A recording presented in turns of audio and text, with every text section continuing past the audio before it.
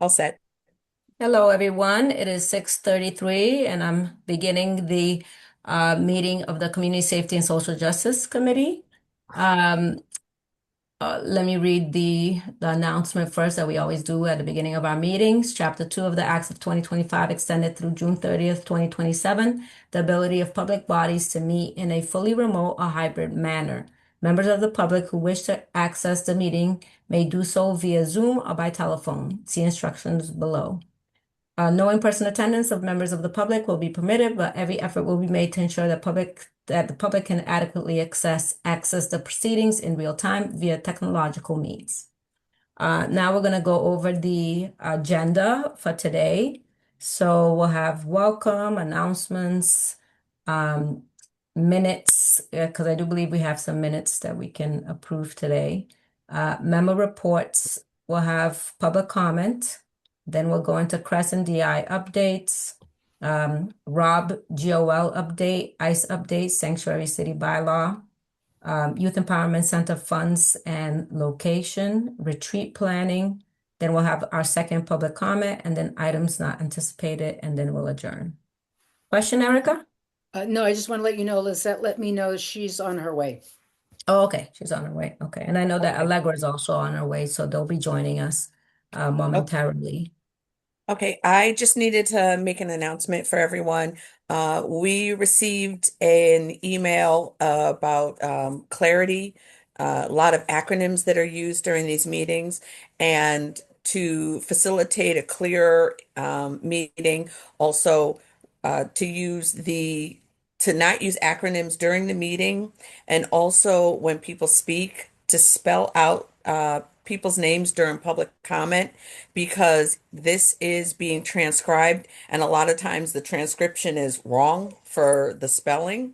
Also, no acronyms on the agenda, so like GOL, the government, governance, I don't even Okay, know. see, I don't even know what the full, Yes. but it's So, the governance body of yes. the So council. also in the packet, there was also frequently used terms for acronyms so that people can understand what's going on in case after somebody explains what they are, they get slipped in. So, we just sent Okay, but there. I mean, I guess this is the thing though. I mean, obviously we use CSSJC, I mean, Right. on a regular, Hmm. Rob, the Resident Oversight Board, we use it on a regular too. So Um, that's just making sure that people use Resident Oversight Board first. And the okay. GOL is the Governance, Organization, and Legislation. What it is a town committee focused on governance matters. And this is all in the packet. It's a core, there's 2 pages, actually there's 4 sheets.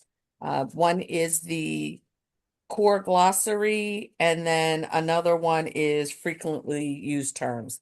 So, Oh, okay. Okay. All right. And then ICE is Immigration Customs Enforcement, from yes. what I believe. So, okay, thank you. So we'll do our best because I know obviously we get used to using these acronyms and things like that. So, if any of us use it and the other one catches it, then we can just kind of, uh, you know, uh, politely intervene and share the name of the acronym so that we can facilitate the note takers and those who are also joining us. And then for public comment, then I'll just remind anyone that does public comment to just spell their names when they come in to speak. Okay. Thank you. All right. Thank you. Um, so why don't we start with announcements? Any announcements that any of us have to share? Any special dates coming up or anything? Because I know DI sent in their report, I believe. So I guess we can kind of look at that when the DI report comes up. Department, oh, what is it? Diversity, equity, inclusion. Um, okay, no announcements. Minutes. I do know that we have minutes from, let me see. This is March. but is the March minutes? Because the date isn't up there. Or is it? Oh. Do you know which March date it is though? I'm not seeing it on. Yeah, so it was the March one that we had. Let me see if I look at the calendar. March 11th. Okay, March 11th. All right, so we have the March 11th minutes. I don't know if folks got a chance to read through it, if we have any feedback. If not, we can adopt it. Erica? So some minor things, but Cape Verdean was not spelled correctly, and having that be my ethnic background, I wanted it spelled correctly. So it's Verdean, Cape Verdean. I thought that was important.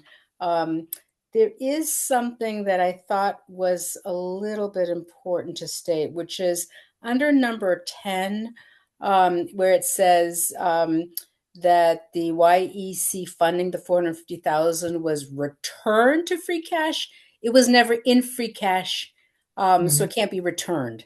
It was ARPA funding that was put into free cash. So I thought that was important for us to just change, just to make sure that that's correct. And I think there was one other thing that had to do with the police. It said, and I'm trying to find, oh yeah, okay, sorry. It's under number 9. It said that the police or APD was in line with the Massachusetts Attorney General. I'm not sure that's correct.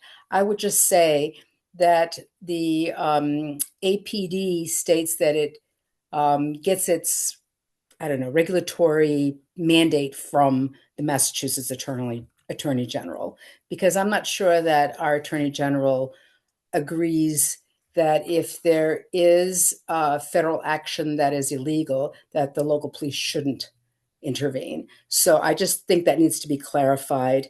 Either remove that or state that local municipal police departments receive their mandates from the Massachusetts Attorney General. Do you know which section that was in? Yeah, that was under number 9. Okay. Yeah, the free cash was under number 10. Yeah, I saw that one. Yeah. Yeah.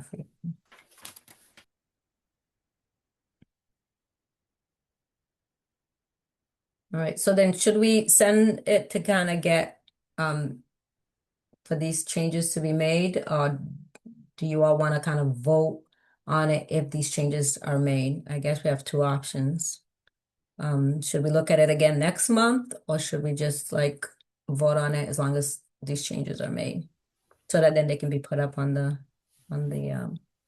website? I put forth that we vote on it based on the fact that we know these changes will be made. Okay. Okay. All right. I can second that. All right, excellent. All right, so I'll do a roll call. Erica, Yes. Anna, Yes. Avril, Yes.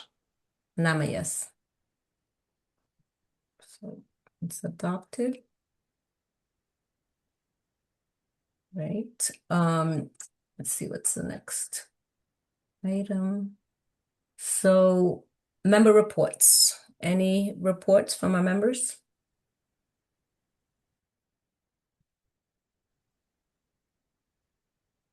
Do you want me to wait for the retreat topic? Yeah, I mean we can you can just say that we met and everything, but then we can go into more details when we talk about the retreat.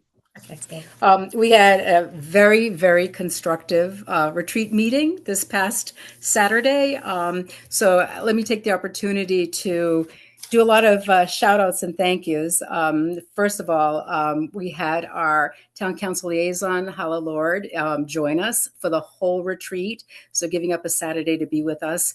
And it made the retreat actually much more productive in terms of our goals. So a huge shout out. And if it's okay from the committee, I'd like to send on behalf of us a thank you to her.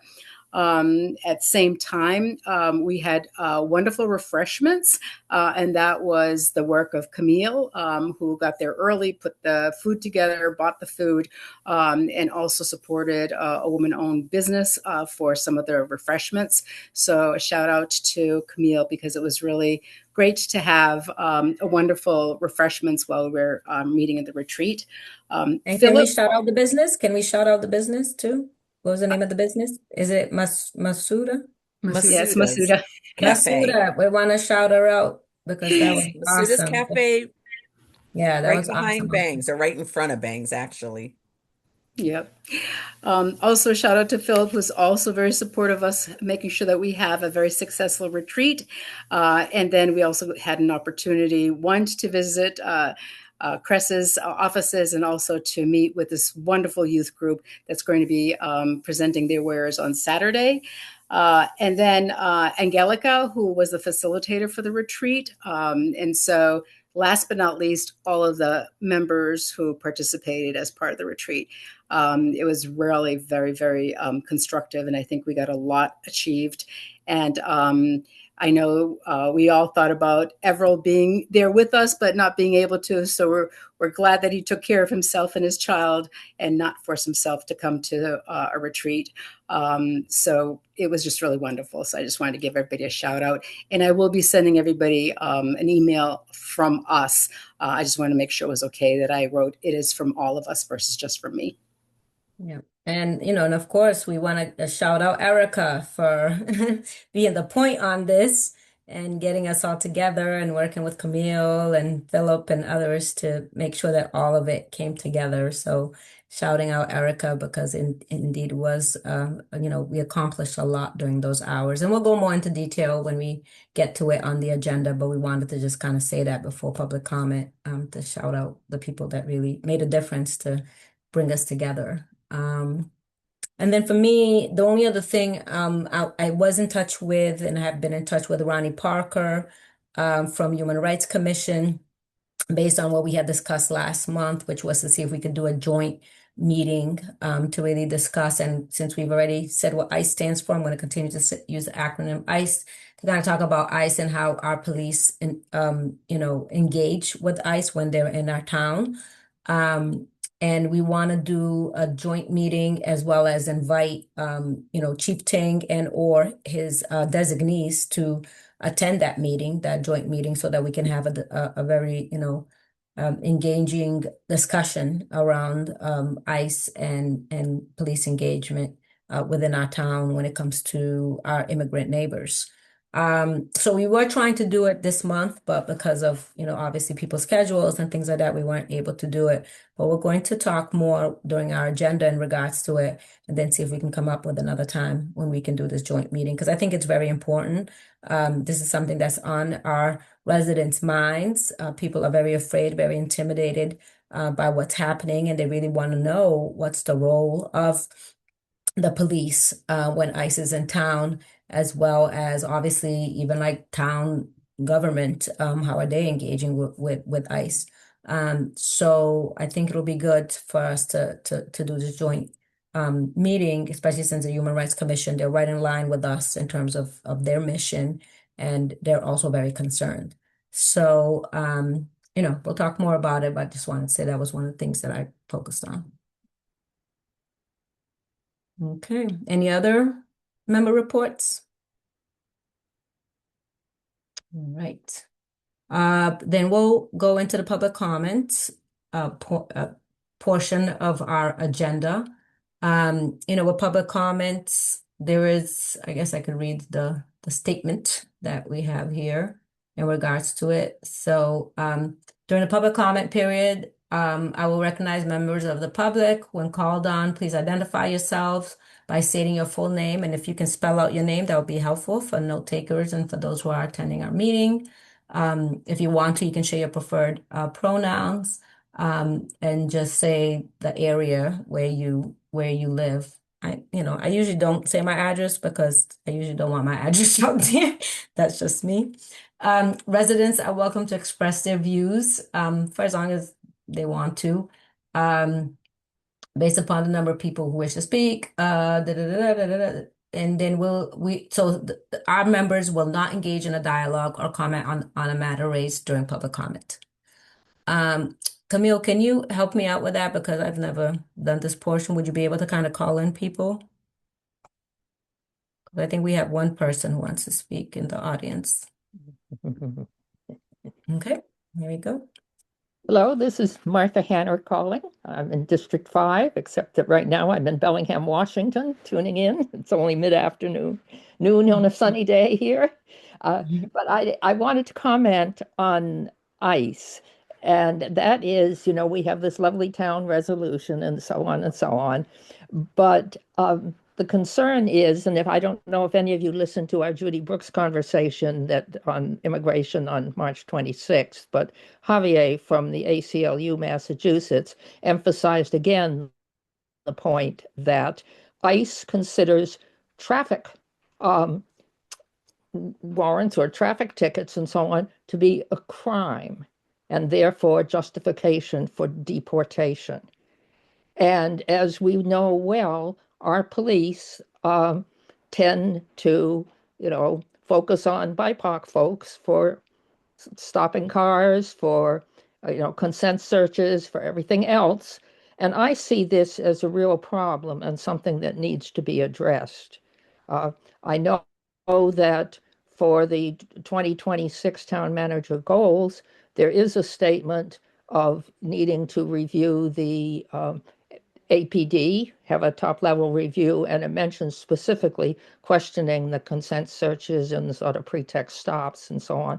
So my recommendation is indeed to bear that in mind and try to follow up.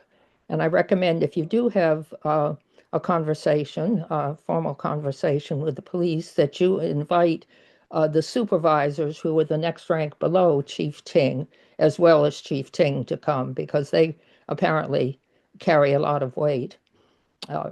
So just one other question. I saw in the minutes that you folks had prepared a memo about CRESS to the town council. And so I just wonder whether it's been sent, and if so, whether it's publicly available. And invite you anytime to try to contact our league's Racial Justice Committee if you see any way we can cooperate. So thank you. Thank you, Martha. Anyone else in the audience that wants to make public comment?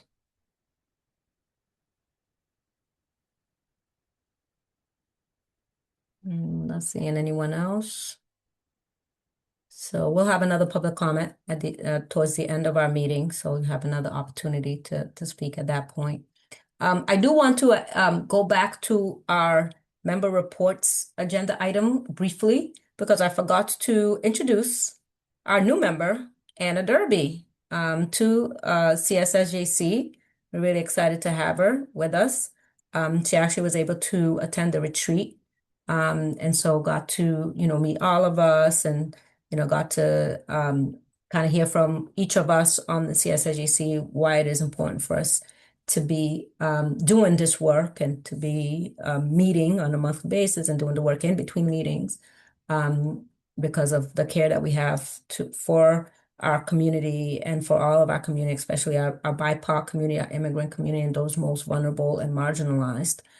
But I just want to give her an opportunity, though, to introduce herself to folks who are on and, listening in.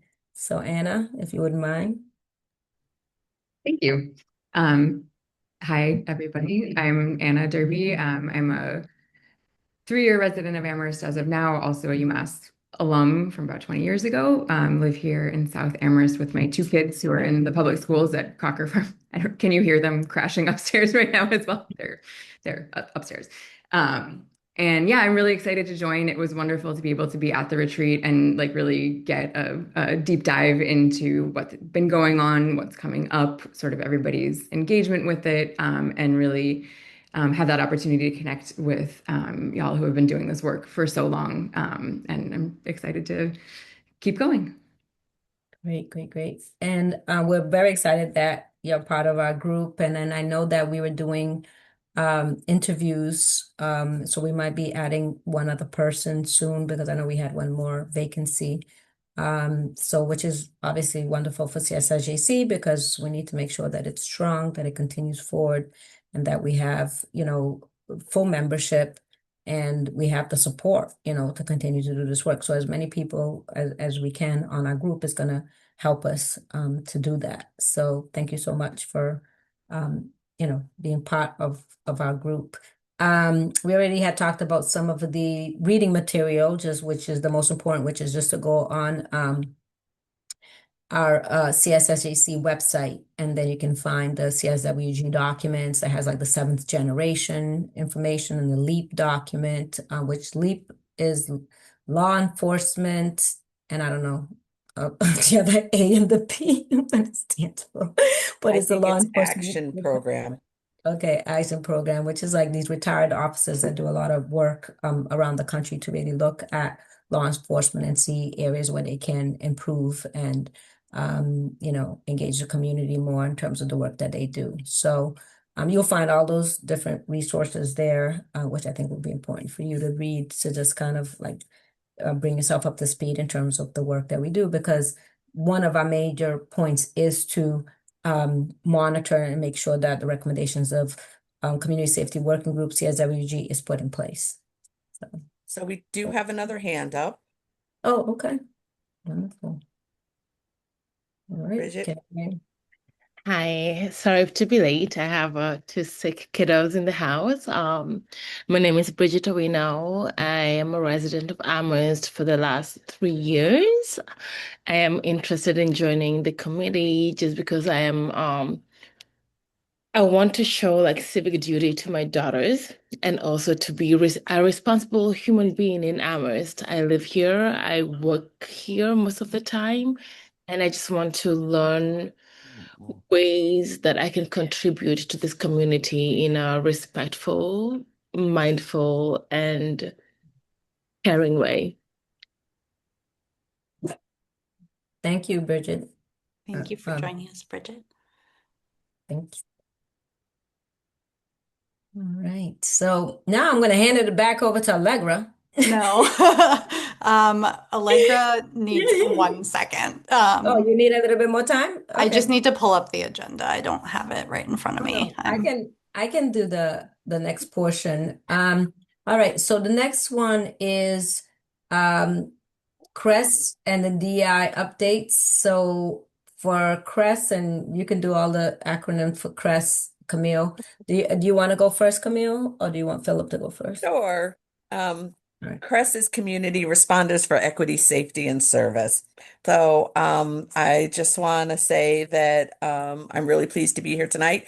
Today makes, and I didn't even realize until I was writing this up, 2 years that I became the director for CRESS. So a lot has happened, and I just really want to thank the folks of Amherst and the CSSJC and the community for helping me understand what the most important things were and are that Amherst needs and is looking for. Um, I in the packet is the newsletter that came out, and on the picture is showing our senior volunteer, and also the fact that we now are at 6 responders. Our two newest responders, well, we started a new responder, it's been 3 weeks ago. His name is Rigo Flores Noriega, and he has been already an incredible addition to CRESS. And him and TJ Terrell went to CIT and did the 2 week CIT training. TJ, I mean, Rigo is already orienting himself well into the community. He has been attending MMMP, which is Morning Movement Mentoring Program that happens Monday, Tuesday, and Wednesday at the middle school. And I just want to say that our numbers are up. Again, this is all in the newsletter. And thank you very much. Thank you. Any questions for Camille? Allegra? I was just wondering if there, at this point now, are any bilingual staff for Crest? Yes, we actually have going the I just his name went right out my mind. Rigo is bilingual. We also have other members of the team who speak some Spanish. They just don't identify as fully immersive.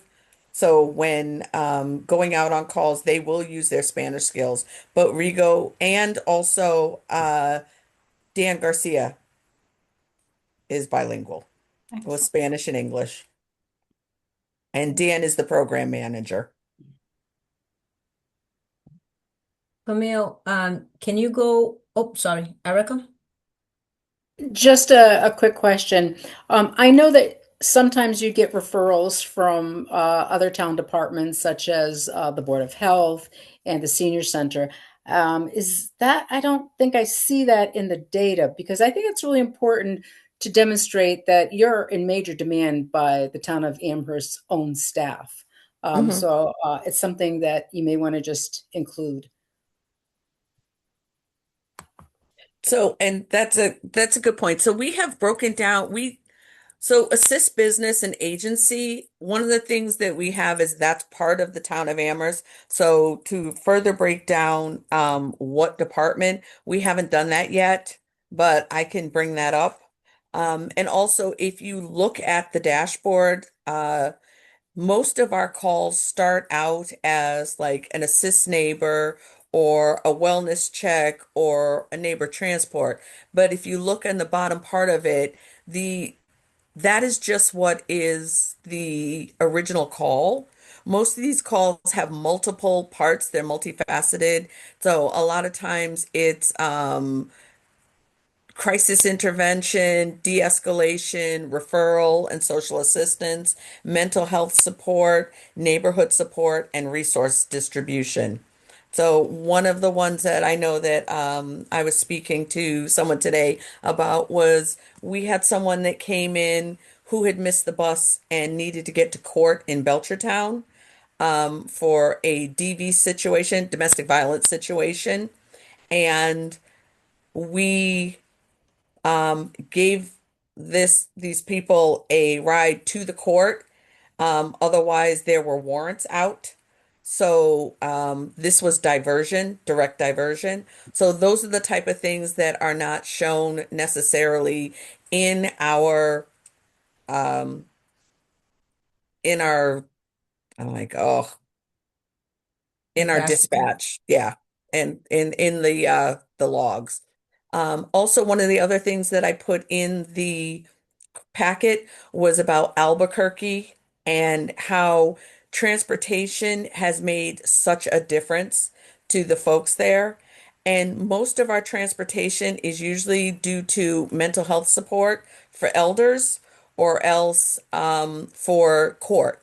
And I mean, it's been a lot. And the other one that has been over the winter has been taking people to shelters who are unable to get to the shelters by bus. So we have filled in a lot of the gaps that we didn't even know that we needed to fill in. So I wanted to ask, so I know that dispatch went into effect in January. Um, do we know, like, are things going up in terms of APD dispatching to Crest? Slowly. From February 1st until today, there were only 6 calls that were dispatched via the radio to Crest. However, I will say this, there was a very big gap in March where we were working out some kinks. However, this week alone, already it's Wednesday, we've had 3 calls. So we've had one each day that has been dispatched from the Emergency Communication Center, the ECC, to us. Yeah, and I mean, of course, we understand that there's going to be a transition period and things might, happen slowly but surely. I mean, we just want to make sure that there's, forward progress in regards to it. I mean, it is good that you said in terms of the transportation, maybe like the way, I don't know if maybe you can break down transportation further because yeah, for me, when I look at transportation and I'm seeing 22%, I'm like, oh, whoa, that's big. But when you do connect it to, okay, maybe mental health assist or, like the DV in terms of like court, assisting the person in terms of, going to court and things like that. I think it'll make a difference because yeah, like part of me is just like, I have kind of a reaction to be like, wait a minute, CREST is an alternative to policing. And so Hmm. why we doing transportation and things like that. Because of course there's you all should always do some outreach, to the community, whether it be through the morning movement that I know you all are doing and and some of the other assists that you all do with resources. But part of me is kind of like, okay, but then the rest should be, kind of be an alternative to policing and things like that. So I guess, yeah, I guess I would ask to kind of maybe if there was a way to break down the transportation to kind of really showcase that it is transportation connected to like a mental health crisis or a court, proceeding or this or that, which I think would kind of, showcase that more clearly. So I will say this is that in our policy, the first thing it says in our policy that is policy 24011, which is transportation. The first line of it is that CREST is not a transportation service. We provide transportation for folks on a basis that I have to okay. So again, it is for a situation where somebody needs to get to Belchertown and there's no way they missed the bus and they're not going to make it. Or an elder has a doctor's appointment and they have some cognitive issues. And what's happening is that working with the senior center, we work together to make sure that this person is getting to their doctor appointment on time. And also, on the way back, and then follow up the next day to make sure that they are okay after having a dental procedure. So it is a lot, but it is making sure that people are not having to call the police um, to check on someone. And that's what's happening with a lot of the well-being checks. We have a list of folks that if we haven't seen them, or if someone calls us and said we haven't seen them. So, and a lot of times what was happening over the winter time was transportation. The responders one day went knowing that one of the neighbors uses a scooter, went over and saw them out there and just shoveled out the area for them to make sure that they were safe. So those are some of the things that we're doing. And this wasn't planned, this was on the fly. They were there, they saw a need, and they took care of it. And then my final question before, seeing if there's other folks that have more questions. So, we know that we're tracking the budget season very Mhm. closely. So wanted to kind of get any report from you in terms of how are things looking like for CREST. Like even one of our folks that did public comment, Martha, stated, we sent in that. What is it, the memo to the town manager and town council around CREST. And also we'll be sharing more information also for the youth empowerment um, center as well as for the multicultural center and everything, kind of showcasing that, a lot of what CSWG had recommended, we still want funding for. So we want to kind of know like how things stand because we are trying to get back on the town council's agenda. So Mhm. if we do that, we want to be able to say, okay, because again, my goal, and I think it's the rest of this committee's goal too, is to make sure that, and I think I had said this last time, and I know you weren't here because you had been doing other things. But the important thing, and I've run into this, and I know others have, is that sometimes I see someone in crisis, that's having a mental health issue, and I grab my phone to go call CREST, and it's 7 o'clock. You know what I'm saying? Or, I think one of our other members was saying that someone that they were also like dealing with the situation and then they had to call the police because it was after hours from CREST. So I think like we all kind of share that belief that we want CREST not only to be stable right now, right? Which means not just six, right? You all used to have eight Mhm. So we wanted to at least go to 8, but we wanted to go beyond that. That's what our memo said, like 14 responders, and we need an assistant director to help you. We need, those other support staff there to help you so that you're not taking on all this burden. I mean, it makes zero sense. So, Mhm. so yeah, so that's my kind of two-part question, which is one, how are things right now for Crest? And then obviously we're advocating for more money so that we can extend those hours because we need those extended hours and some weekend hours, at least Saturday, at the minimum, so that there can be more assistance out there for our residents. Well, as you know, we had two positions that were frozen last year for the FY fiscal year 2026. So with 6 people, we cannot extend our hours. We need a minimum of, I mean, when we had 8, it was hard, but we were able to do some hours on Saturday. But if someone calls out, so making the teams and enabling to have the staffing in case someone calls out, there's vacations, etc., really throws a wrench into it with 8 people. And there's no way we can do it with 6 as it stands now. Yeah, So, definitely. um, and as far as the budget, the budget hearing for public safety is in May, and we're waiting on questions now from the town council finance committee so that we have some answers for when we meet with them. But at this point right now, that is all town council and the town manager.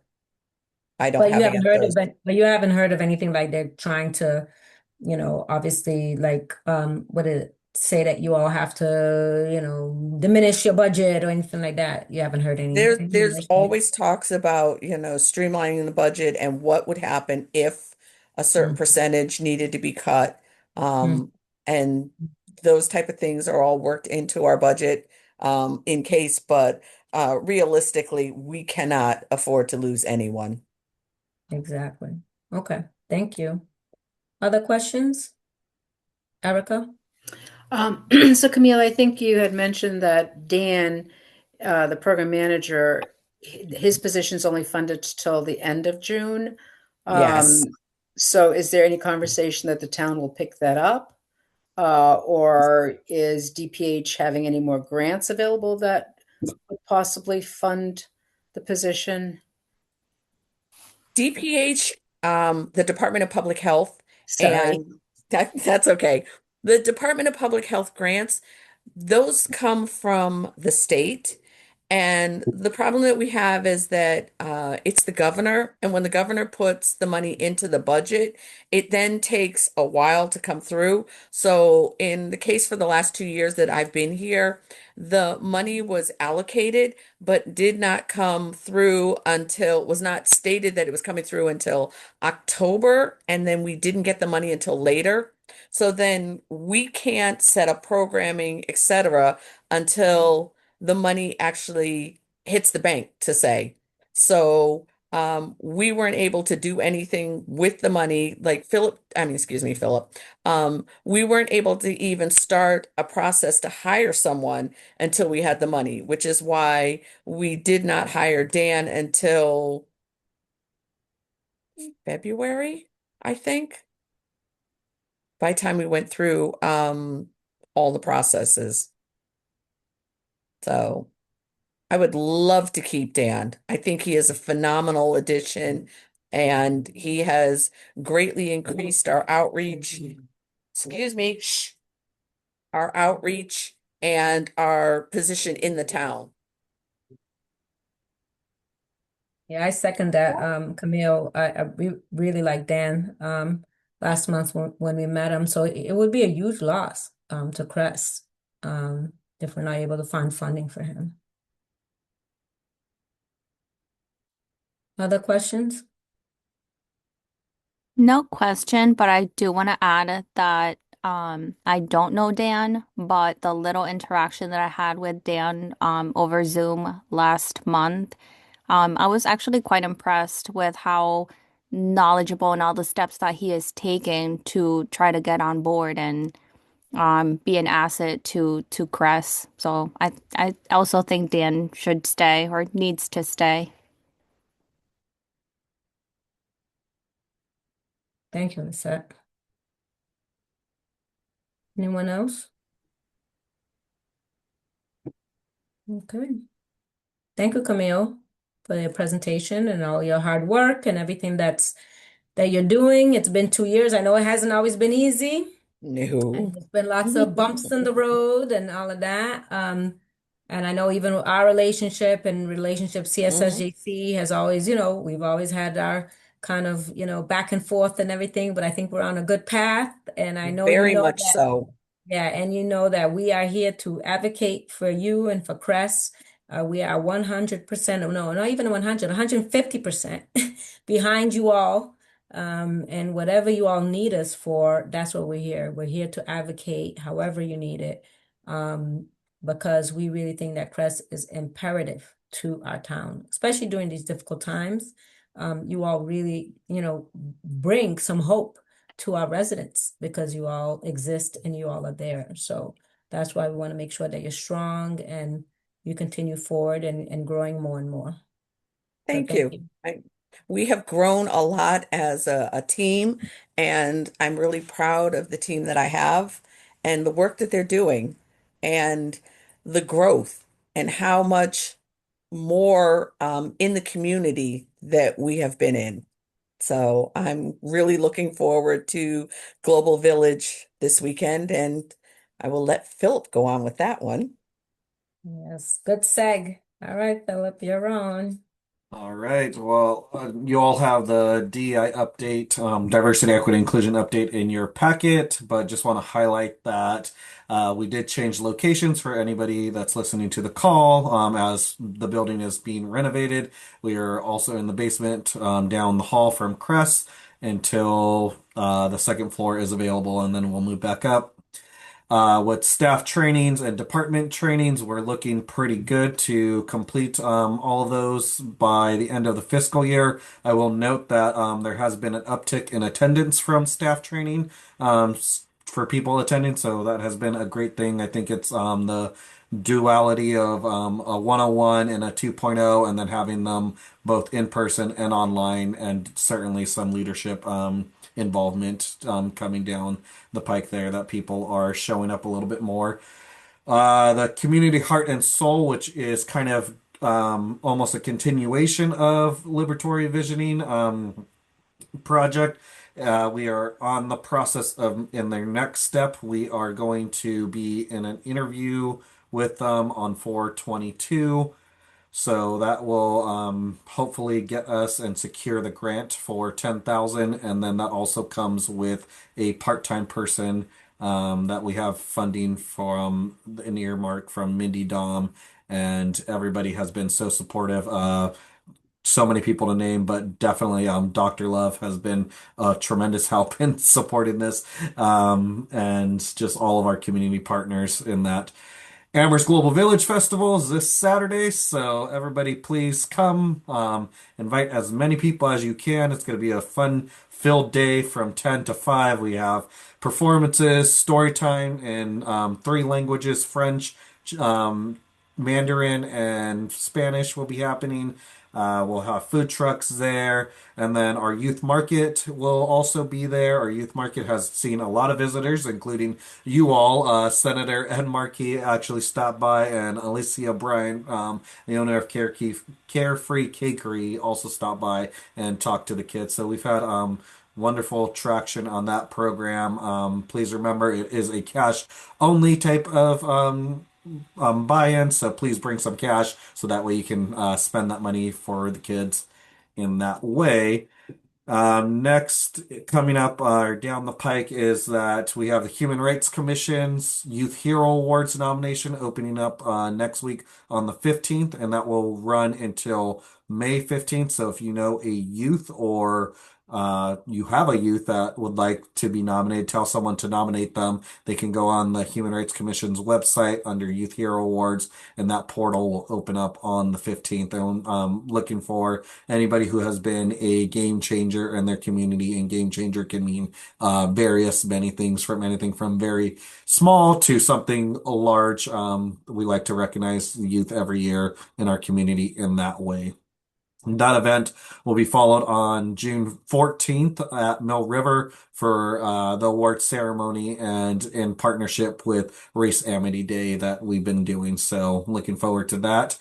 And last that I have is Amherst Pride. We have had the call go out for vendors.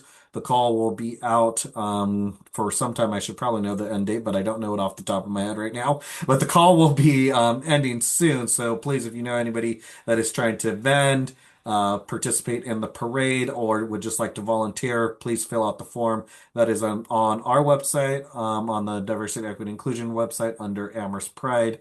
And that is in partnership with Amherst Pride as well as the bid. I think that's all I got.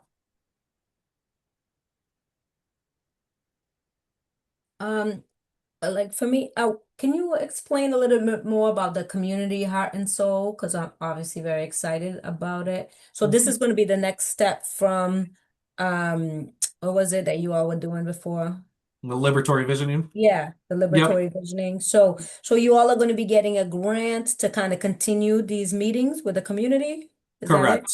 Yep. So that's the idea, is that when we kind of came to the end of Vigilatory Liberty, we we're looking for a way to make it go forward. We just asked the community what it is that you want, and we didn't want it to end there. And so in that, we found a potential grant that will have that money, the $10,000 there if we get it.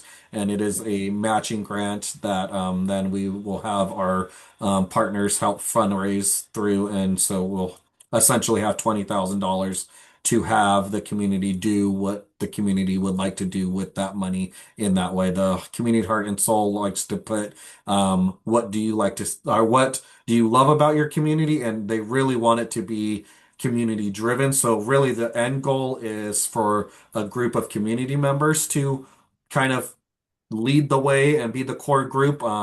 We're just trying to start the initiative of that working frame group and have people come together, but really it's going to be a community-led initiative. So if the community wants something, please show up and come to those meetings to kind of drive that factor. It's by no means going to be kind of like the town deciding what we should do with it. We are going to listen to what the group is saying and then move those initiatives forward. Oh, great. That's even better in terms of I'm so happy that it's going to be community driven Mhm. and a community led initiative. And so you said like it'll be like 20,000 and you all might get a part-time person too? Right. So the part-time person is kind of it's a part of the grant. So the way that the grant works successfully is having someone looking and making those meetings happen, making the connections happen. So that's where the part-time person comes in. So we are folding them kind of into our department in that way, in that part-time position, to have that person be solely with the grant and obviously help out with some initiatives that we have at the DEI office that we can use in that way. But that's kind of the way that the grant works, is that you need someone to be Mhm. that Like person. to Right, manage the grant. exactly. Mhm. hmm And how long would you all have that person for if you get So the that is for hopefully 2 years, depending on kind of what the project would look like. It could be 18 months, but we'll oh, see what kind of works out in timing. okay, great. Because obviously it would be great to have, that person for the grant, but also to help you all with other initiatives, given, the reality of you all as being a two-person department. Um, Definitely.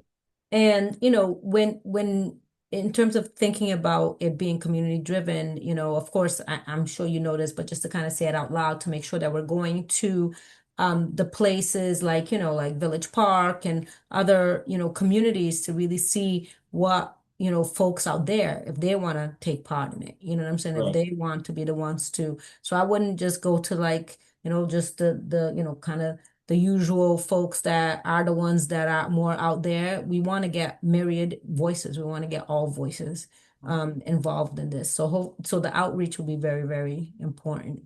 Yeah, definitely. I will say, so we had a pre-meeting in February. You all got the invitation to and going to it, but I will say that it was probably our most diverse population that came to one of those conversations, and we certainly saw at least probably half the room that we had never seen before come to an event. So I think the community is really interested to see where this goes.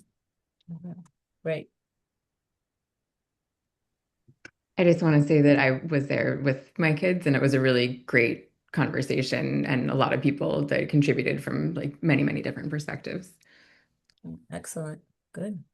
Erica? I know I've asked this question before, but I'm going to ask it again around the 8 departmental trainings. Is this voluntary in terms of self-selection, or when each department has a training that pretty much, especially supervisors, are required to go? So I think it's going to vary by department, is my answer. So this last one that we had was Town Hall and DPW, and DPW folks definitely stated that they felt like it was mandatory on their end from the higher up. So that was we certainly cannot tell a department what to do, but it seemed as if DPW's higher ups really made it seem like a mandatory type of training to come through. And hopefully the higher ups were there as well to Yeah. model Mhm. attendance. Mhm. Okay, because often I go back to hoping that APD is also their higher ups are Mhm. participating and being an example to the rest of the staff there. So Yeah. thank you. Yeah, and I will say for APD, we did a supervisor one and then a patrol person one, and the supervisor one was definitely well attended. Patrol person one was also well attended, and it looked like they themselves were taking attendance on their end. So we're Great. yeah. So that's a milestone. And then the last thing I just want to say is I was absolutely blown away and super impressed by the young people who are going to be selling their wares. The imagination that they have, the creativity that they have. I asked them questions about how do they come up with pricing. They're really excellent young entrepreneurs. I was just extremely, extremely impressed. And I think that goes kudos to you in having mentored this group. They're just really amazing. So I'm looking forward to finding some of those wares there on Saturday. Awesome. Yeah, thank you. It's really amazing to see the kids come from, an idea to a concept and really build on that. And I will say that us adults in the room really try and guide them to make decisions rather than us tell them the decisions. So the price making, we have 3 different, I think, levels. Pamela likes to call herself cheap, so me saying it is not anything hitting on her. So on that end, she'll say, I'll pay this for that. And I'll say, well, I'll pay for that. And our interns will give a little bit more of a reality of what kids should be going for. So definitely appreciate you all stopping by and giving your input to them too. We ask them to, go to their parents, go to family members, friends, whoever, and really show their product and really describe it, what it is. One, to get them talking about it so that way they feel comfortable in talking to many people about it, but 2, to get that feedback of like what is a good product and what may not be a good product and what should you be looking for to improve. So really appreciate that.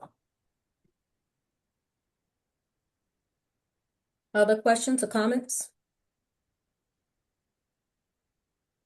So, I mean, my last comment is just to say that, really excited that you all are doing again the Youth Hero Awards, because again, we always want to showcase our young people. As I say, they're not the leaders of tomorrow, they're actually the leaders of today, and we need them today, given everything that's going on in our communities, this nation and the world. And obviously Race Amity Day too. And then the LGBTQ IA plus Pride Day too is really, really important given everything that's happening in this country and the attacks that are happening around LGBTQIA plus. And so every opportunity we have to really embrace this community and making sure that everyone understands that Amherst is an inclusive community for everyone and that everyone can be their true selves and be supported and be supported and just anything that anyone needs, we're here to help with that. So I'm really, really excited that you all are doing that too. Mhm. Great work. Thank you. Okay. Next on the agenda. Let's see here. All right, so we're going to the Resident Oversight Board and the GOL update. I don't know, Allegra, if you have anything on those. I don't. I had asked Amber if it was on the agenda and I can try and find it. It didn't, she hasn't responded to me. Mhm. But I do believe that they were planning to parse it out into, and this is kind of repeat from what we talked about on in the retreat, but that they were not going to just tackle it all at once, that they were going to really like chunk it out, and meaning take longer to make a decision or a response. And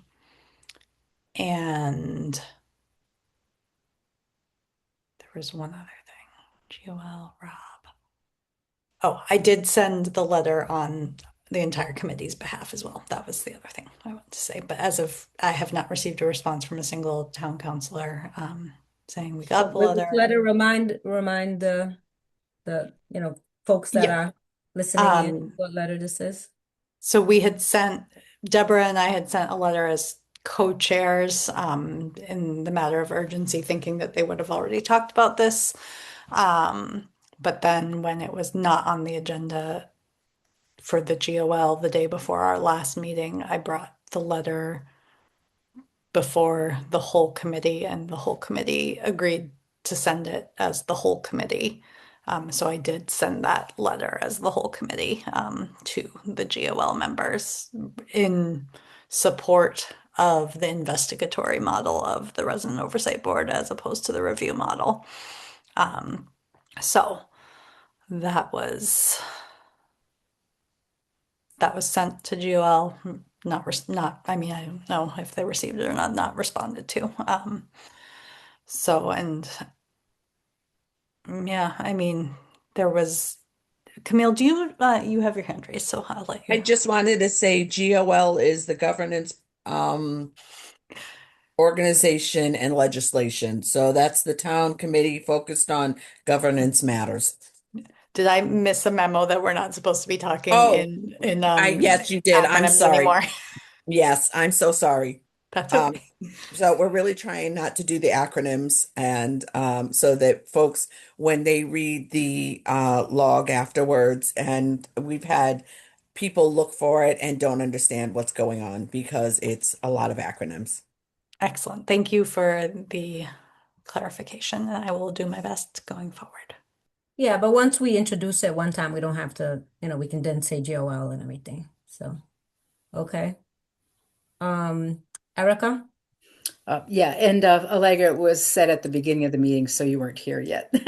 Okay, so I was just reminded by Mandy Jo Haneke, who's the president of Town Council, that we should probably send any letter through the form center under general public comment. That way people can see what we've sent.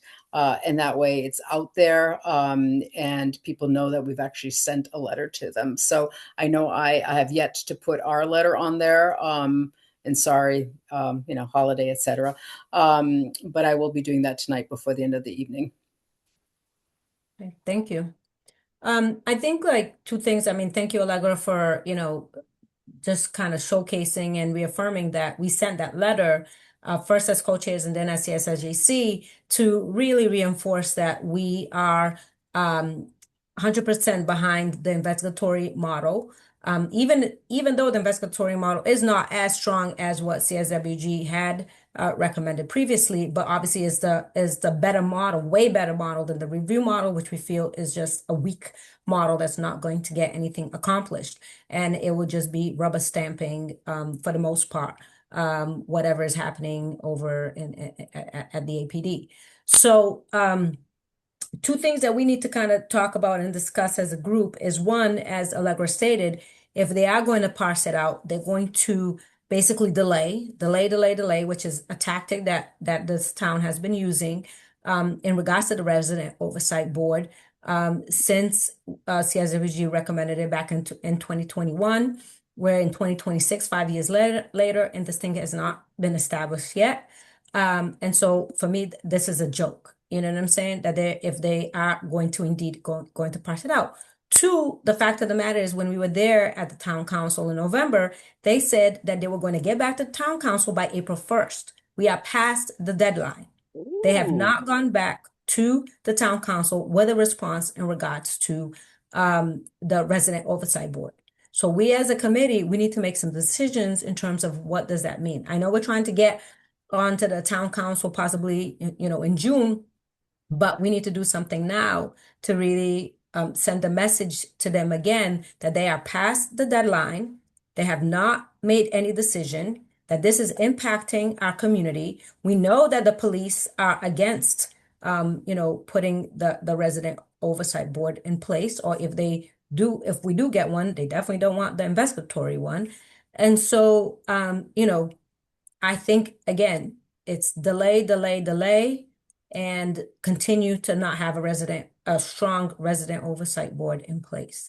So we need to decide what it is that we're going to do, given that they have gone over their own deadline.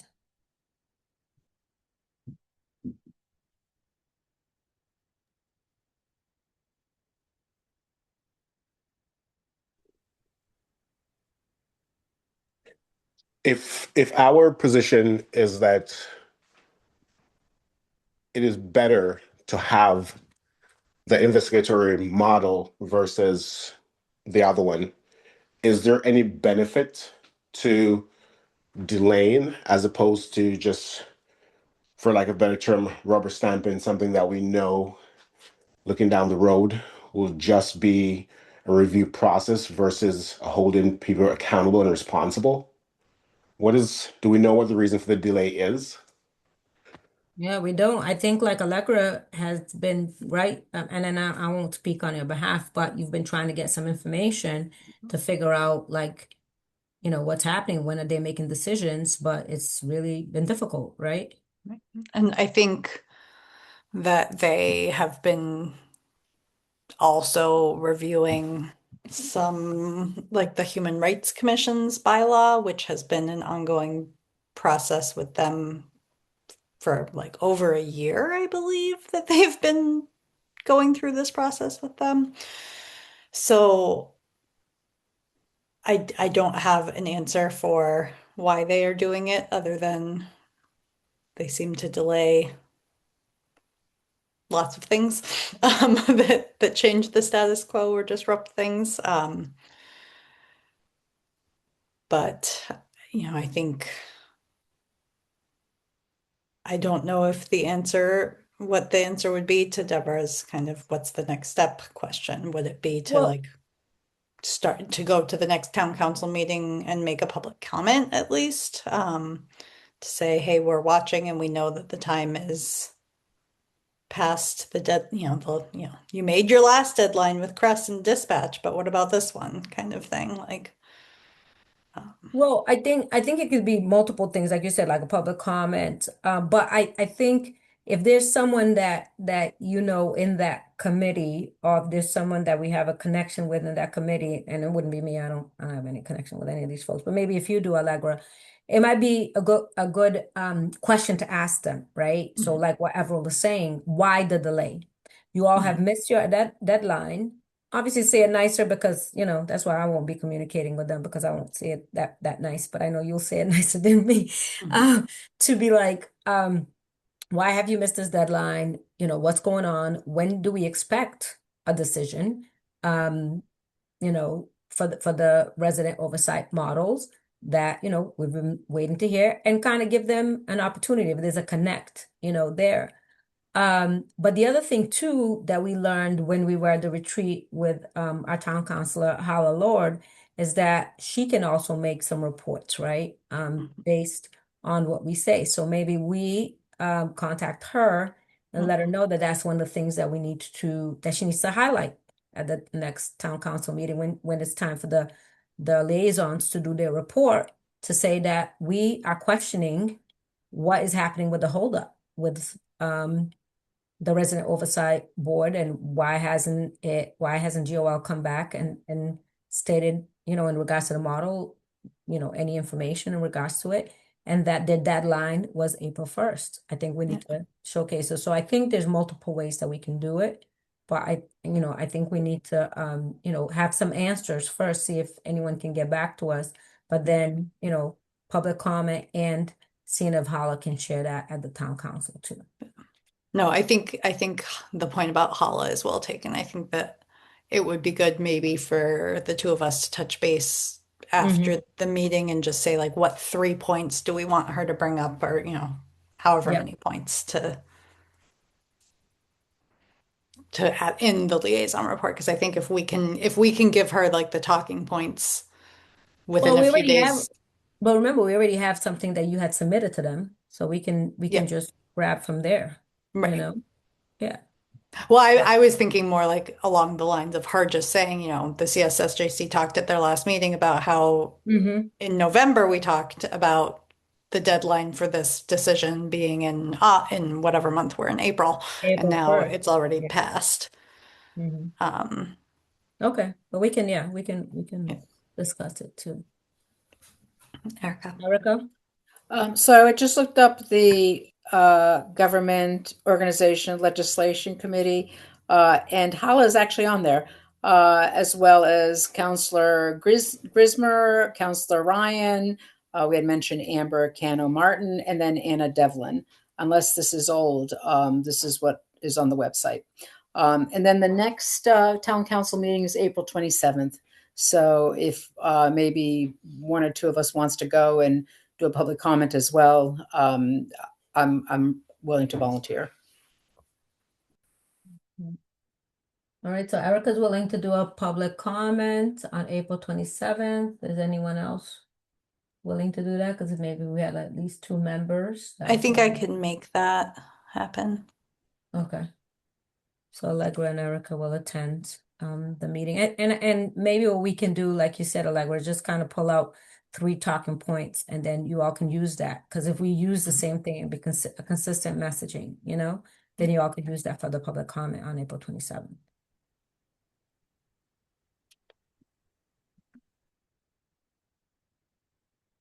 Any other thoughts about this?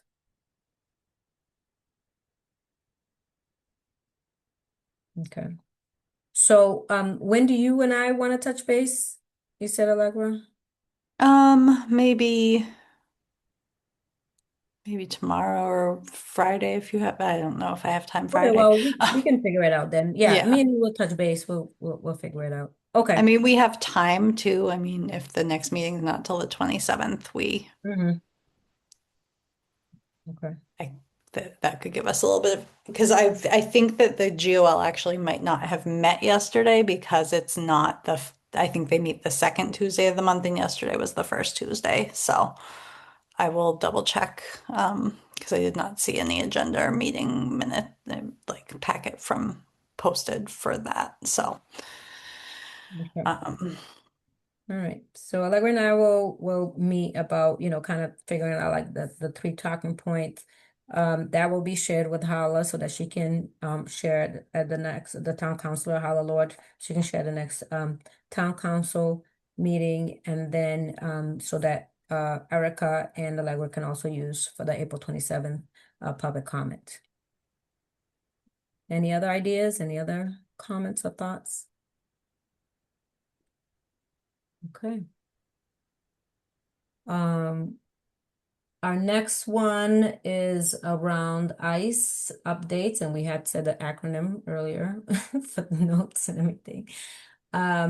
Sanctuary City bylaw, any updates that we have in regards to it? And I did say, Allegra, I did also talk about how Ronnie Parker from Human Rights Commission and I had been discussing doing a joint meeting. So that's obviously one of the things we need to discuss. But first, I guess any updates around the Sanctuary City bylaw or anything like that?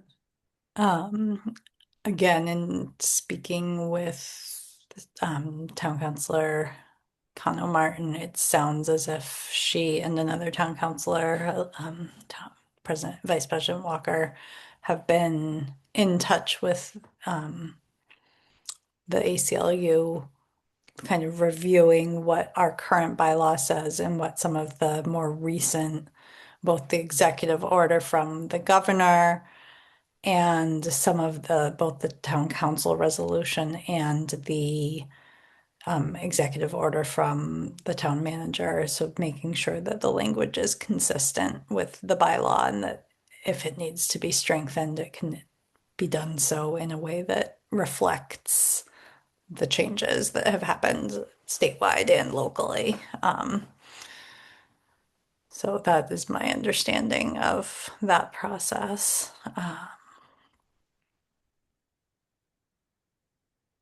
So, thank you. And in regards to Ronnie Parker, conversations with her with the Human Rights Commission, like I was saying earlier, we're trying to do like a joint meeting.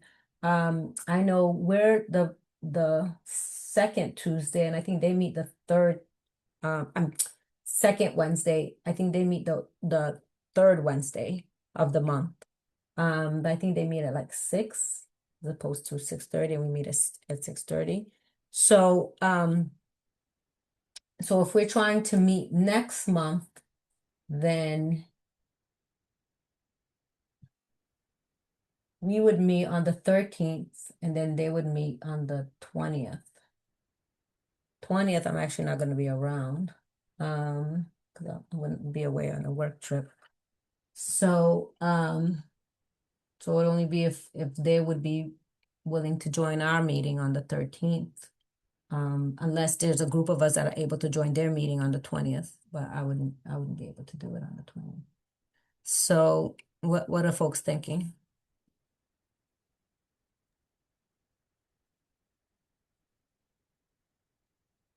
Erica? I cannot do the 20th. I can do the 27th, but not the 20th. And that's neither our meeting nor their meeting. But so yeah, I'm sorry I Yeah, can't and do I it. can't do the 20th either. Yeah.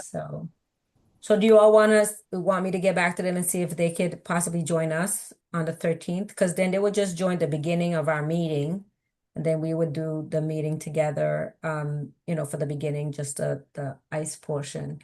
And then they would, they could leave at that point and things like that.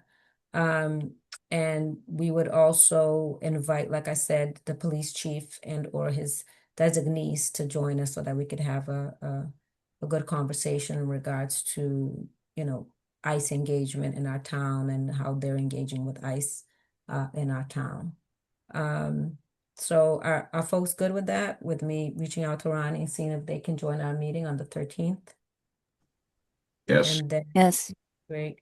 And then what I might have Ronnie do, if they are, then I'll see if Ronnie will reach out to the police chief and the designee, so that it's kind of like obviously all of us involved in doing this together, and invite him to our meeting.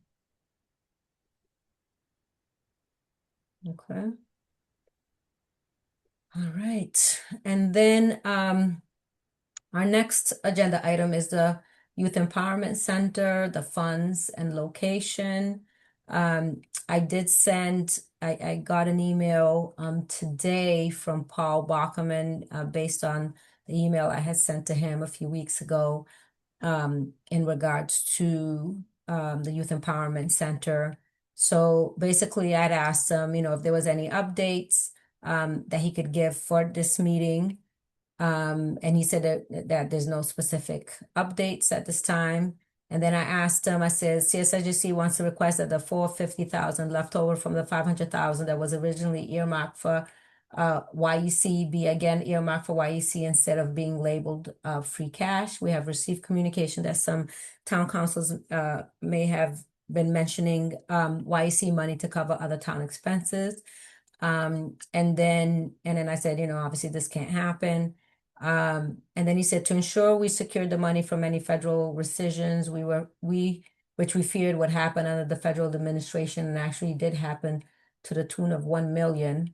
we had to have all remaining ARPA funds fall to free cash. As you have seen in my memorandum to Town Council, we have consistently notated that this sum had been designated for the Youth Empowerment Center. Ultimately, the Town Council is a body that actually decides because it has to appropriate the funds. Then I had asked them about requesting that space is reserved at the Wildwood Building for YEC and the BIPOC Cultural Center. And then he responded, expect to see more discussion about the ultimate disposition of the Wildwood Elementary School. At this point, it is still controlled by the school committee. And it's my understanding the committee expects to continue using it for school purposes through the summer. It does not come into the town's possession until the school committee actually votes. However, I certainly anticipate that they will vote. So we are organizing discussions around the future use of the site, with and without the building, short and long term. It is definitely worth keeping track of this, as there are a lot of groups with varying ideas that will have to be sorted through over the coming months. There will be a real process with a lot of public participation, so this is worth monitoring. So I thanked him for his responses. I did say, I said, we will follow up with the town council about the funds for YEC. If you do put together a committee to deliberate on the usage of the Wildwood space, can you please consider adding at least one person from CSIJC to that committee? This is per our discussion in the retreat. And I know, Erica, that you had graciously volunteered to be on that committee. So I already kind of put that out there for him. And then I said to please keep myself and Allegra posted regarding any developments as to the YEC funds and or, Wildwood space usage.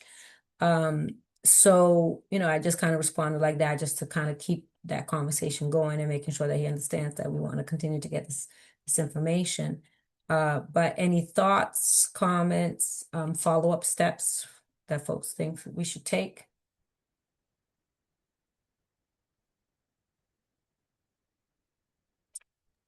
So I think one of the things that was said in the email is that the building is still in the school board's purview.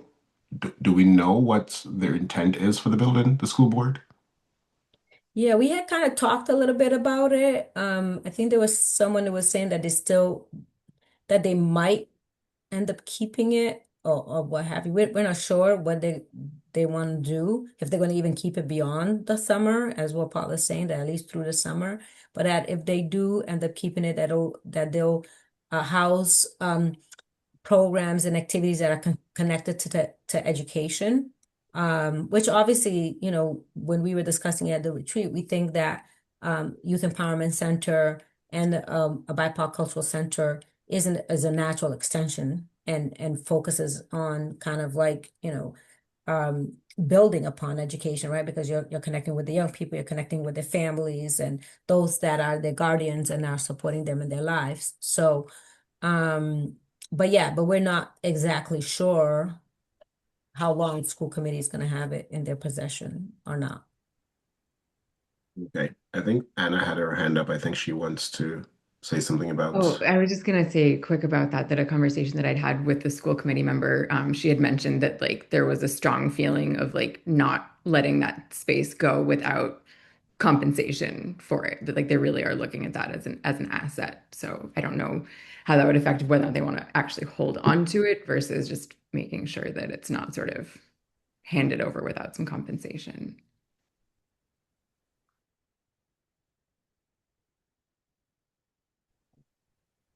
One of the things that I kind of, and that's why I had asked my question, or kind of the email I sent back to Paul in regards to his responses, was how he said that ultimately the town council is the body that actually decides because it has to appropriate the funds.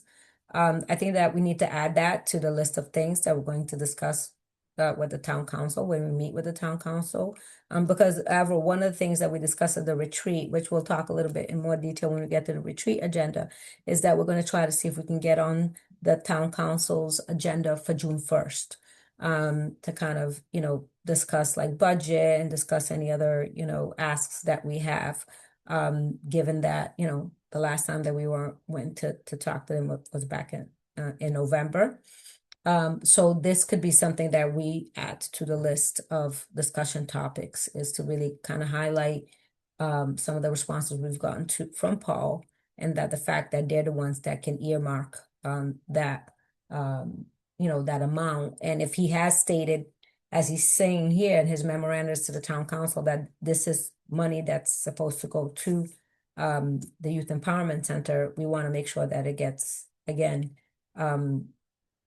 designated for the Youth Empowerment Center. Because as we know, there's town councils out there that are starting to say, while we have that money, why can't we use it for other things?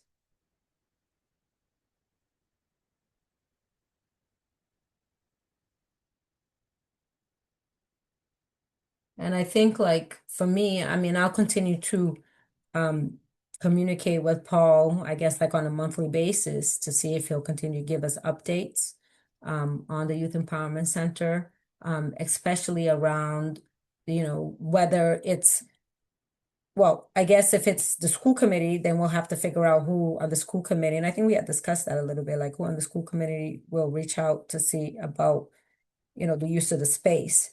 And then if it's not the school committee, then we need to, the town is the one that has it. We definitely need to make sure that Paul keeps us posted in regards to that space, as well as we get someone, like we had discussed. Erica has said that she would be willing to be on a committee like that, to make sure that we have at least someone. If he creates a committee, we have someone from CSSGC on that committee.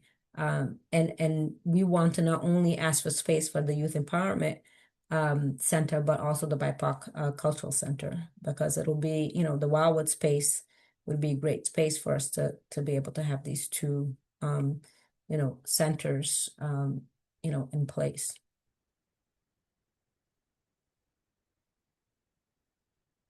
Any other questions, comments, discussion points?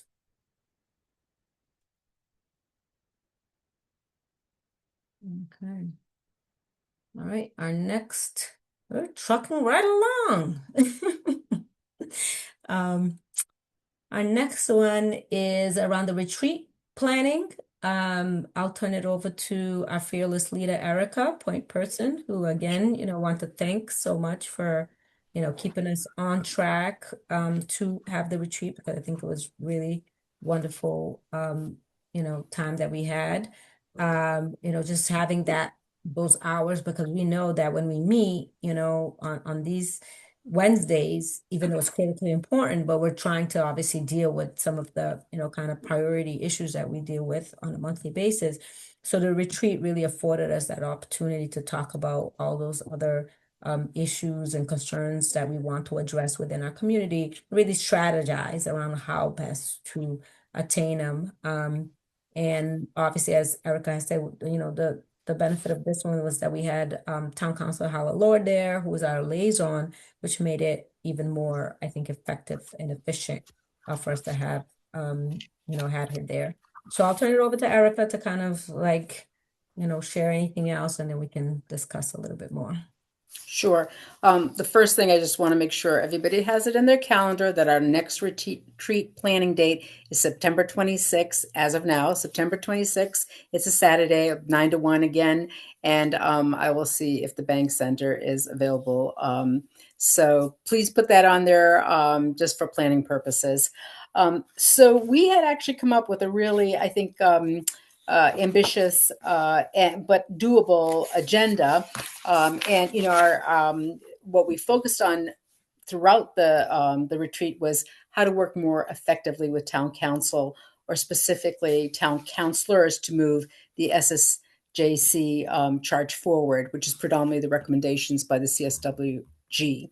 And so I did put notes together, high-level notes together. We had really great conversations, and I sort of tried to organize in terms of action steps, because I think that's what will help guide us. So it is a draft. I did send it out just because before we post it, I want to make sure I didn't miss anything or misrepresent anything. So I'm sure people haven't had a chance yet to look at it. But the way I organized it was pretty much around the topics. And so the first topic was really the strategy for effectively working with town council and our counselor, and having, as I said before, and Deborah has also emphasized, having Hala there to really guide us through the best way of working, and making sure that our agenda stays upfront on the radar of town council. So one of the things, that that Hala stated is that there are committee liaison reports. She will work with Deborah and Allegra to make sure that there's always a report there. So I think, you just heard Deborah and Allegra say, what are some 3 points that, we can share with Hala to make sure that the town council understands that we are monitoring, we are the oversight to ensure that their commitment that they made under their resolution last December is going to be fulfilled. So some of the other things regarding that was setting up a meeting twice a year. To make sure that we get on the agenda. I think it was, I don't know how many months it was, but I mean, Deborah, you just constantly, you and Allegra hammered wanting to be in front of town council, and they kept on pushing us away.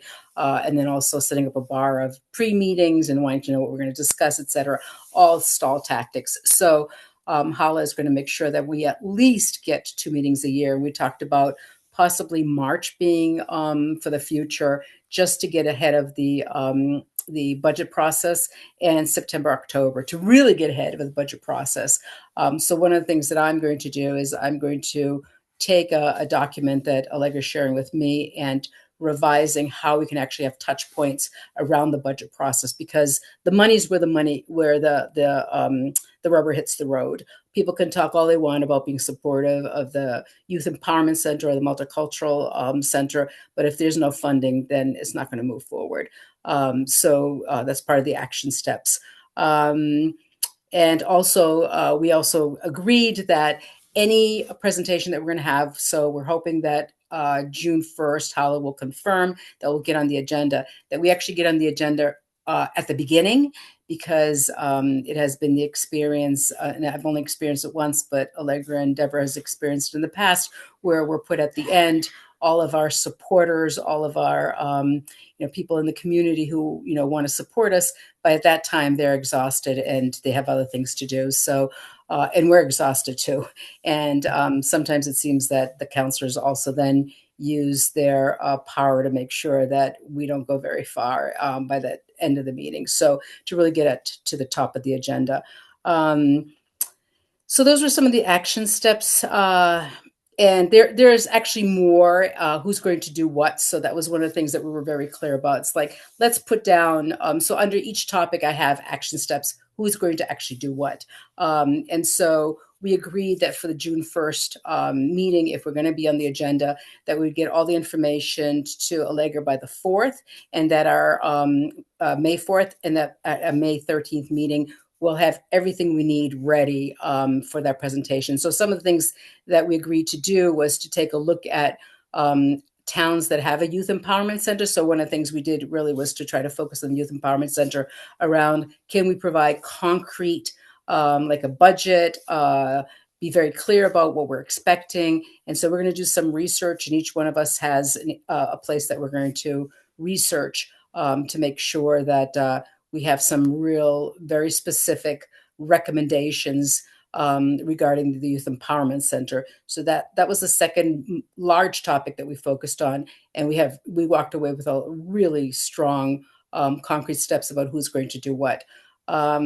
So I'm just going to leave it at that. There really is much more, so please read the draft notes, and once the draft notes are no longer drafts, then we'll have Angel from Crest post them, so everybody gets to see what it is we talked about and what it is we made a decision about.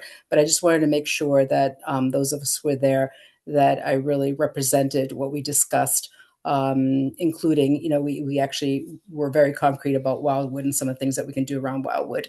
But we also had a couple of other areas that could be an alternative if Wildwood was not a possibility. So please just take a look at that and let me know if there are any changes, so we can then share it with all of the people who are interested in seeing what it is we discussed and what our action steps were. Allegra?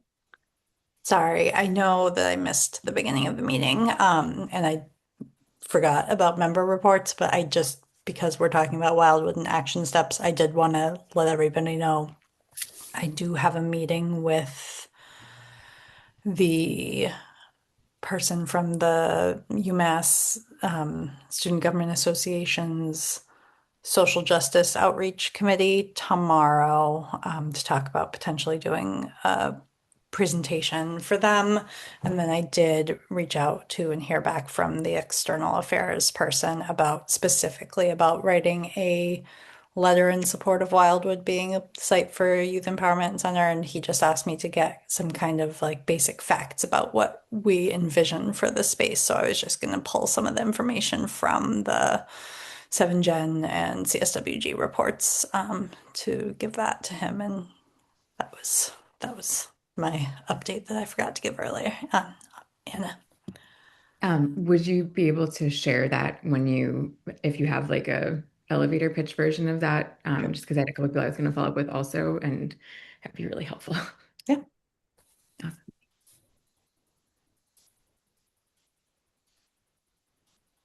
One of the things based on the retreat too is what we discussed in the retreat is just to kind of find out from Hala, since maybe we can do that, Allegra, when we kind of reach out to her around like the 3 points for the resident oversight board, is just to obviously kind of ask her whether we are going to be able to get on the agenda for the town council on June 1st.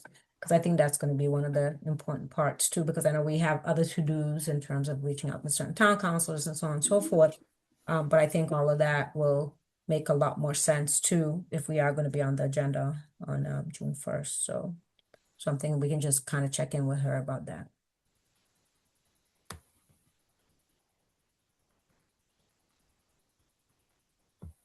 Any other thoughts, comments, questions around the retreat? Just if we're updating, I was able to reach out to the person that I know in Waltham, who's slammed right now. So I do have an email out to her, just like on a very basic level, looking at the format where they have it right now is actually a like freestanding nonprofit, but it began as a like youth-led town sponsored department. So I'd reached out hoping that if she doesn't have time to talk in more detail now, if she could connect me with somebody who was there sort of at that beginning phase. So there's Good. conversation happening. Excellent.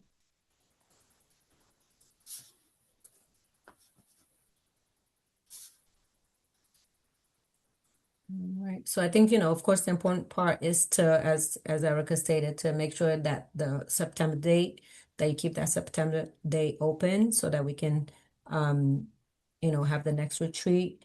And start thinking about like agenda items too, because I know I mean, one of the agenda items that I'm thinking off the top of my head, but we might even want to do this earlier, even though I know, soon we're going to be going into summer months and stuff, which gets a little bit more complicated because of vacations and so on and so forth.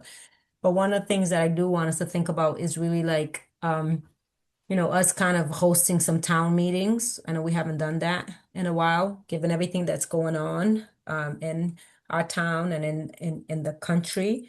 It might be important for us to hold some town meetings again, and really kind of get a sense from the community, give the community a space to come forward and share some things. And obviously, I know that a lot of people are afraid even though to talk and to share. So it'd be to kind of course, have some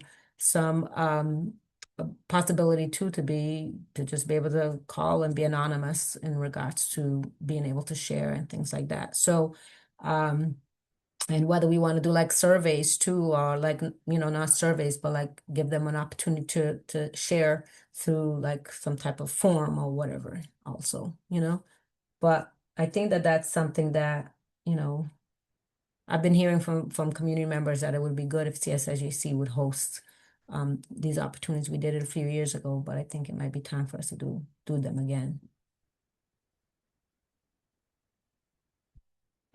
So I think, we could add that to the retreat, but planning, but as an agenda item, but maybe we could add it to one of our meetings too soon so that we can discuss it more. Okay, I think we're at the point of our second public comment. So want to open it up if anyone in the audience wants to say anything. But like, we're gonna have to help me with that one because I don't know how to bring people in.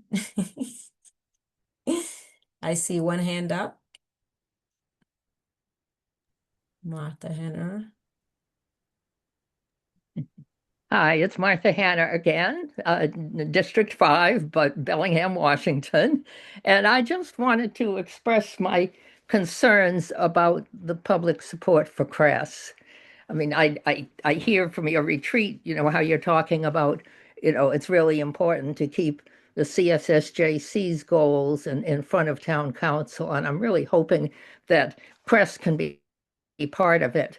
Because here, what I see is that, if I understand correctly, the proposed budget for the following year still freezes CRESS's positions at 6, which means, they can't expand. They can't do their job.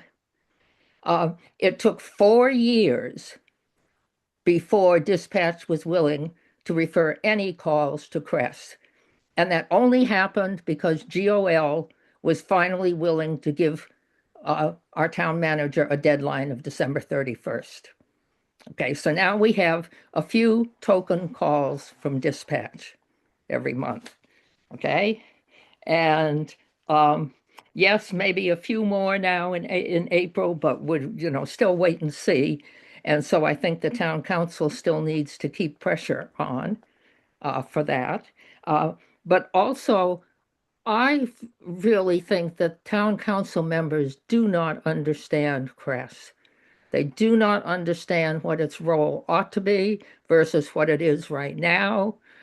When they see on the monthly bulletins and so on, the category of transportation, they picture, they're taking all these seniors around to the drugstore or doing, whatever.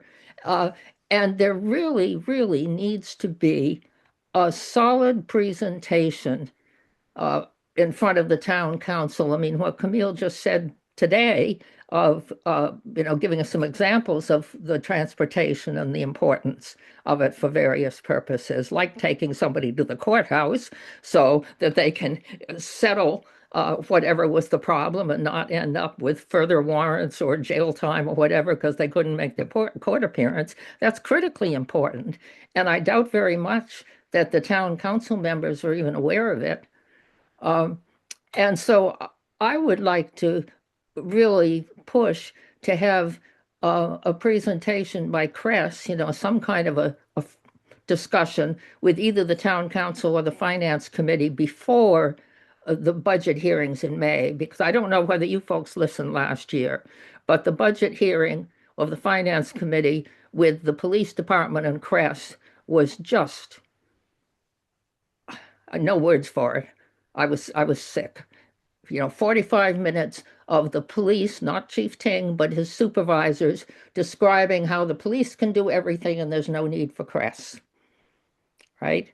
And then only a short time for Camille, who had no backup of people to help provide data or anything. And the town councilors didn't know enough to be able to ask, important questions because they knew nothing about CRESS other than what the police department said, right? And so it's critically important, I think, to have discussions with individual town councilors or, some kind of a joint presentation. I would hope that Alicia Walker in her position might be able to help set something out. I don't know. I don't have any real good way to contact her. I personally am now trying to talk with individual council members and update based on my limited knowledge, which is based on the report our league did this fall, plus, whenever I get a chance to drop in and chat with the CRESS folks, which I can't now these months until I get home again. But I feel really troubled. And things that could be done from free cash, if people were motivated, is give, say, some finite 4 months of support to Dan Garcia. Because as Camille says, the grants always come in so late that they don't get the money in time to hire a good person. And he is excellent. And he needs to be retained. And couldn't we convince the the town council, the finance committee, to use some small amount of money to tide them over, or the fact that, as I understand it, Camille can't offer any overtime. She has very, very limited budget beyond the basic salaries. And so she has to juggle terribly if they want to have, special Saturday events or anything else. Would there be any way of using a finite amount from free cash that could be used for, overtime or other expenses? It seems to me there are creative things that could be done, or more support to try to help find nonprofit foundations that might be willing to support certain aspects, or more emphasis on the data analysis that Dan Garcia might be able to provide while he's still here. So there's a lots, I think, that could be done, but it won't happen unless we can motivate enough town council members to at least be interested in learning more. And so my plea to you folks is to try to, fold Cress into your efforts, and I, just as an individual, am trying to do so. Any other suggestions? And then regarding the resident board, take seriously Everald's question, which was, if I understand correctly, was, is it better to postpone the decision or to have the council acquiesce and go along with the just limited advisory role? And I know if it were asking to me, I'd much rather have them postpone the decision than cave into that. But that's up to you folks to think about. But I suggest that you do think about it before you frame your advocacy. Yeah. Okay, well, thank you, and good luck, and good cheers for all that you do. So, right. Thank you, Martha. Anyone else in the public that wants to make a public comment?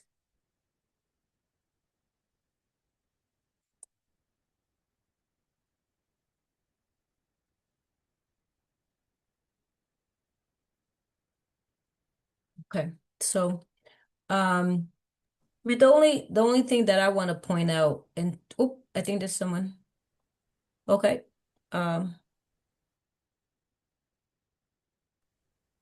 Good evening, everyone. Can people hear me? Yes, good evening. Thank you all for your bravery. I always look forward to, listening to this meeting. Sorry I was late today. I just want to thank Ms. Mata for everything you just said. I only want to add one issue, and this is just my opinion, is that if the town council or the town manager chooses a different resident oversight board that is, that doesn't have much power, I think you guys should reject it completely, would be my suggestion. Because I've been hearing from some community members, even though they know that I'm not member of CSSJC, but, as a former CSWG, if the town is not going to accept what CSWG recommended, I think it should be rejected flatly. Let's not waste time. There should not be that. And it sounds surprising coming from me, but if that board is not going to have any power of investigation, for example, don't do it. We should push back. So that's just my opinion. Thank you all. Thank you, Ms. Pat. Appreciate it. Yeah, I mean, the only thing I want to clarify, because obviously Avril had posed that question, is around the resident oversight board. I mean, and I think that's why we need to ask, right, GOL, why the delay? Because my thing is, though, if they're delaying just to delay, then no, we don't want to continue to delay. Yeah, I get it if they're delaying to really kind of look at and to make sure that again, that the investigatory model is the one that's going to be put in place, then okay. But I'm not just going to wait around and wait for them to continue to delay for possibly no apparent reason, right? To delay and then still put the review process in place. So we wait another, 6 months to a year because, as Allegra stated, with the HRC bylaws, they've been dealing with it for over a year. So we wait for over a year for them to then put the review process in place. I don't think so. You know what I'm saying? So that's why we need to go back to the source and ask them, what are you doing? Your deadline is over. And we can't be afraid. We can't be afraid. They said that deadline was April 1st. So we can't be afraid for them to do their work and think that the only reason why they're not doing their work is because they're really looking into the investigatory model. I'm not convinced. I'm not convinced about that. I want to know why they have not met their deadline. That's what I want to know. So at this point, items not anticipated? Any items not anticipated? I know Erica? that I'm sorry, go Wait, ahead. Ebro first and then Erica. I know I've been out of the loop for a little bit. What happens to our letter advocating for funding for CRESS? So Allegra, you have, because that went in, right? I think he's talking about the letter that I submitted it to all the town councilors, and Mandy Jo Haneke asked me if I wanted any official response, then I should put it in the form format, and then it'll be on the website under public comments, and so it'll be for everybody to see. I have not received any specific comments to us.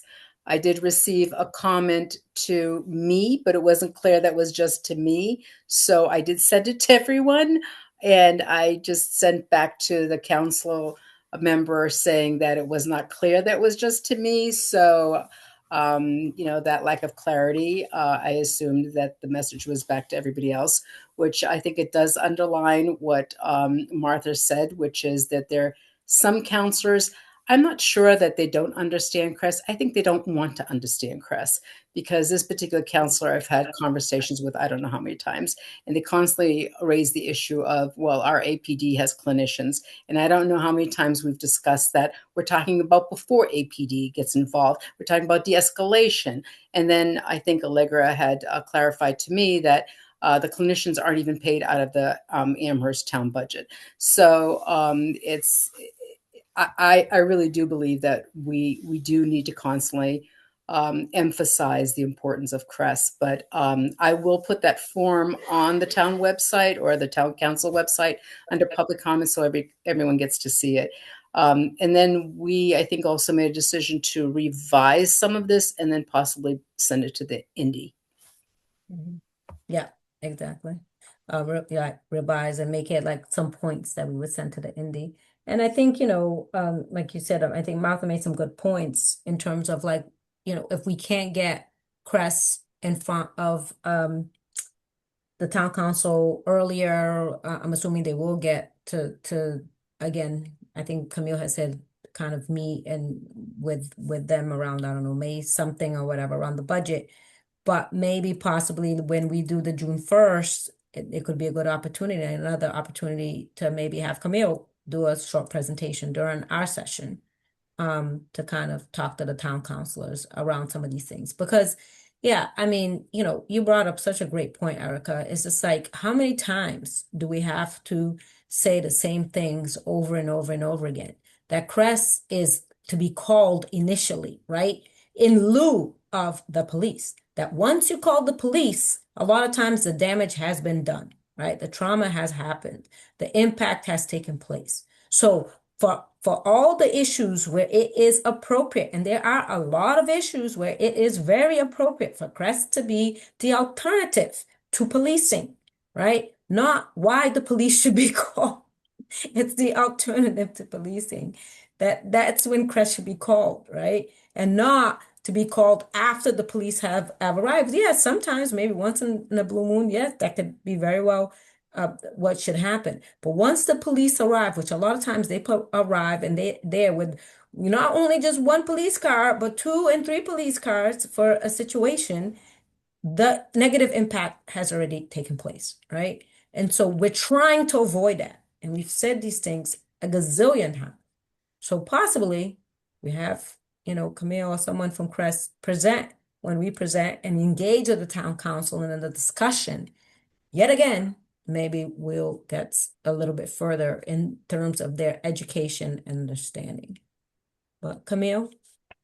So I wanted to address what Erica said about the police and CSO.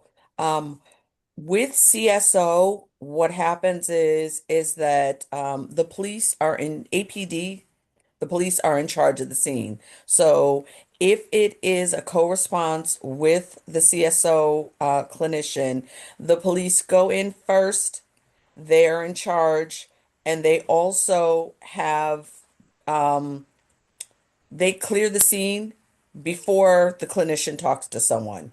So, unless it's someone the clinician knows, but they are in charge of the scene. So it is not like Crest, when Crest goes in, we go in. So the first person that person having a mental health issue, etc., would see is a police officer and not a clinician. So that's the difference. When we go in, it is the person is it's consent based. It is again very different. So they don't see a police officer. They see one of us. And as you said, you all have that humanistic approach as opposed to the legalistic approach too.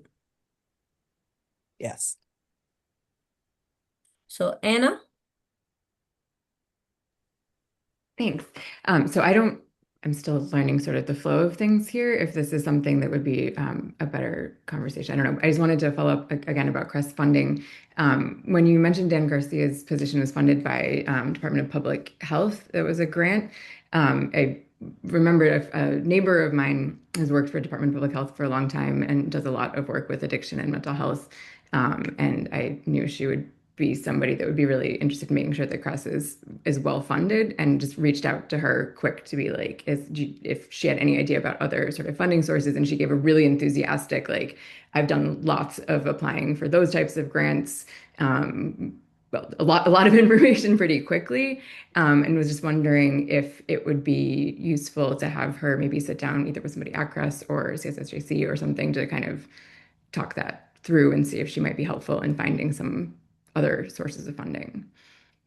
I think that would be Yeah, that's a- fabulous. Dan would look forward to sitting down. He has a list of grants Yeah. that we are eligible for. However, most of the grants are for nonprofits, and the Mhm. other part of it is the grant cycle, the way they run. A lot of them end on December. They work calendar year. Yeah, you were So, and of talking. course, he didn't come in until after the calendar year started. So Yeah. that's where the numbers come in. Okay, I already had an email out to him to talk about UMass stuff, so I can maybe just add that in if we have a chance to talk. Yeah, Thank but you. it'll be great. Yeah, if they could, if she can meet with Dan or folks from Crest directly as opposed to even meeting with us. Erica? So items, I raised this last time because it was raised, and that was our understanding is that Allegra's term is going to be up by the end of June. And I had raised that we needed to look at it because I don't know of anything that is in writing that actually says that it's a recommendation. It is not in a bylaw or anything that says that someone cannot extend a term. And I think we as a committee need to have control over people. If they want to stay, why shouldn't they stay? And if it means increasing numbers, that'd be great too.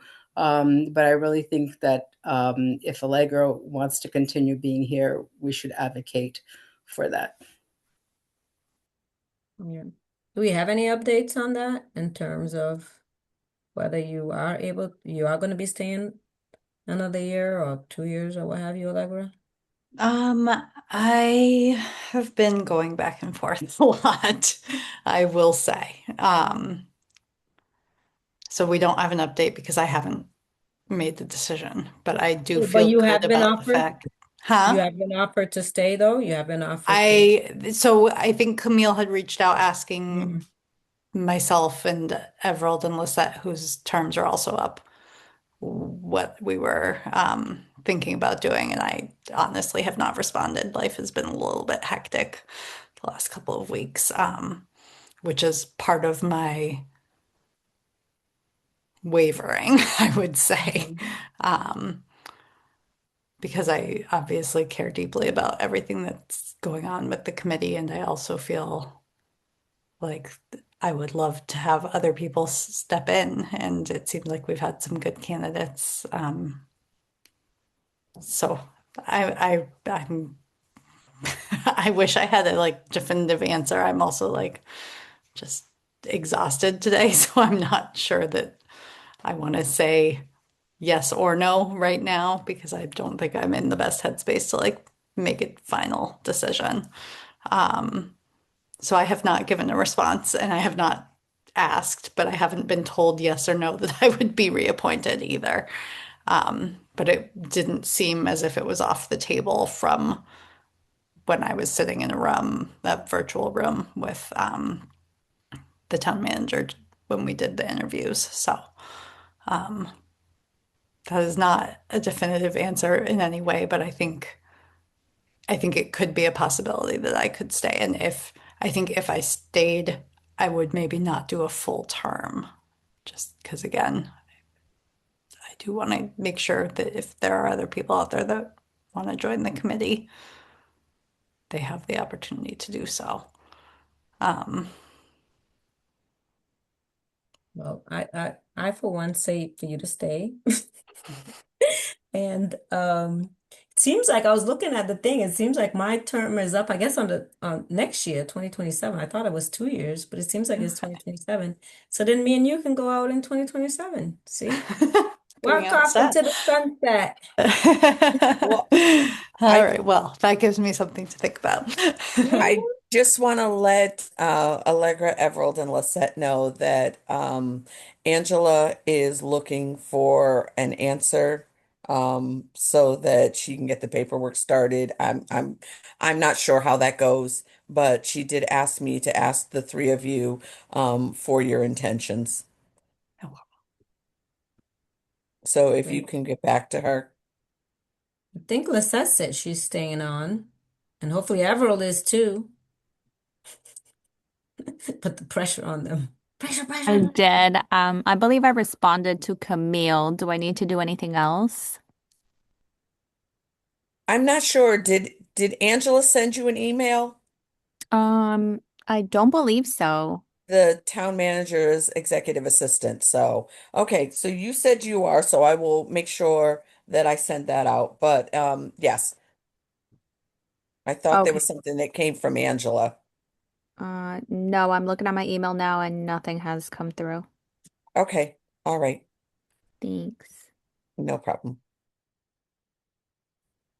And Everald, not putting you on the spot, but yet putting you on the spot. I am thinking too. Um, I, I do intend to, but as you heard from Allegra, life keeps getting in the way. Yeah.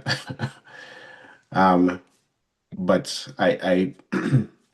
excuse me, I do intend to stay for a little bit longer. I'm not sure how if it will be a full term, but since we're talking about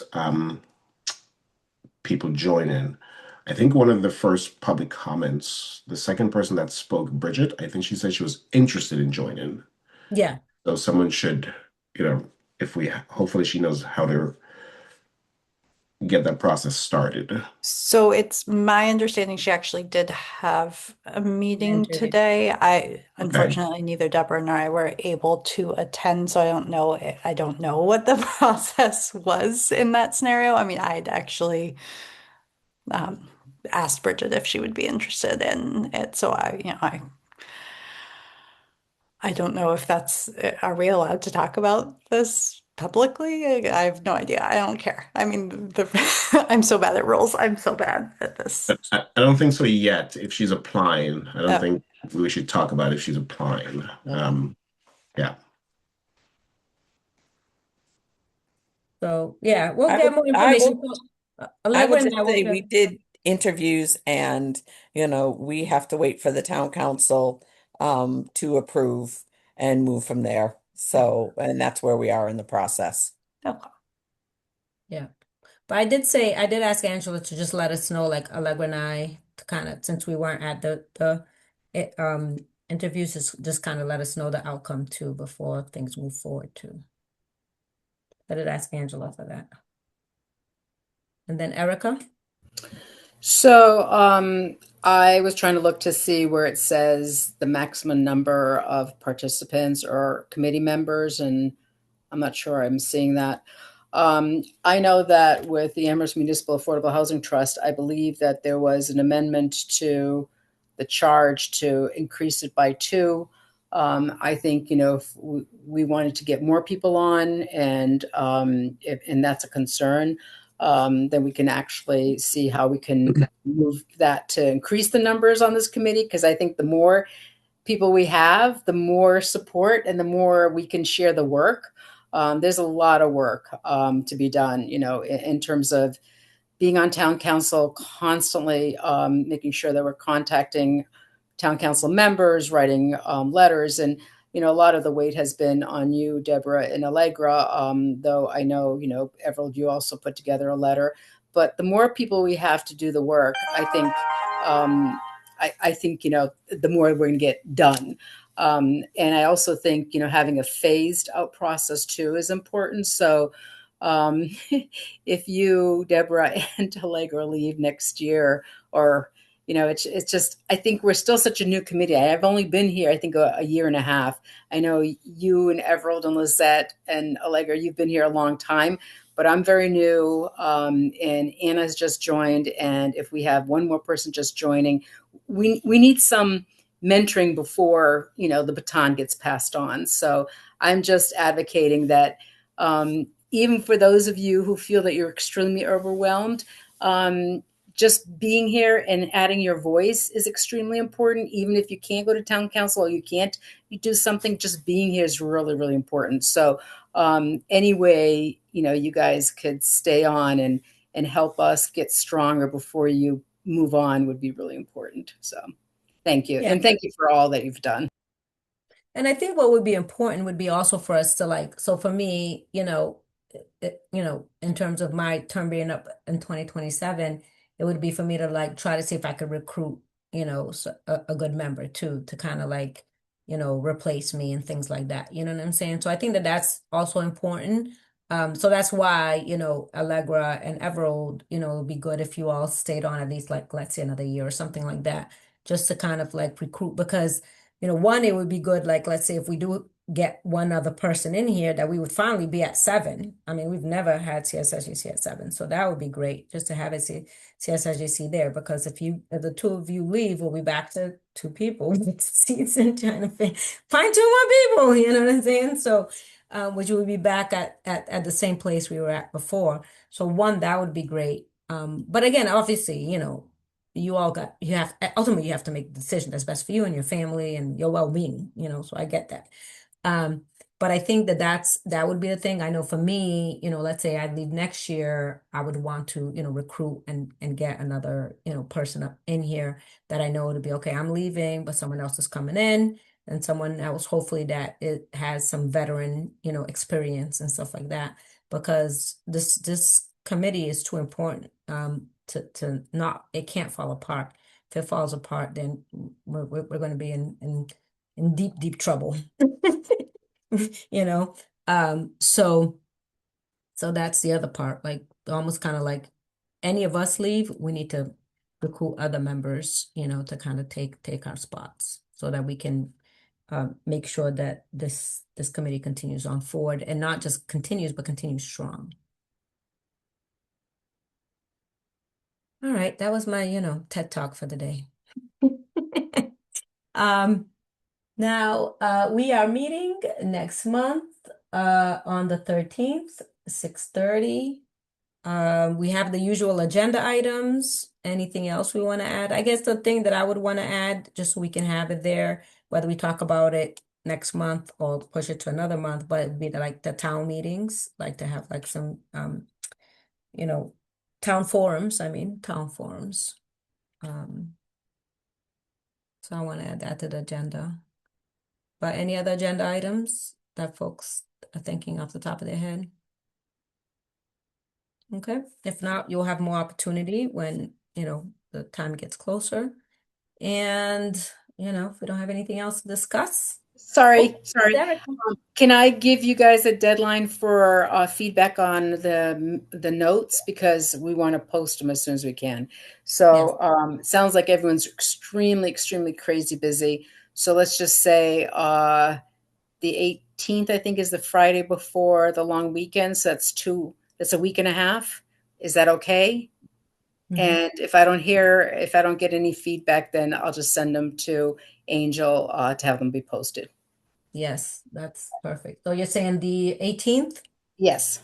Okay, by April 18th, we give any feedback to Erica on the high-level notes that she took from the retreat. If not, she will send it to Angel. Good plan. All right, folks. 8:38, and our meeting is adjourned. Have a nice evening. Thank you. Nice to see you Good all. night. Have a good evening. Night. Good night. Bye.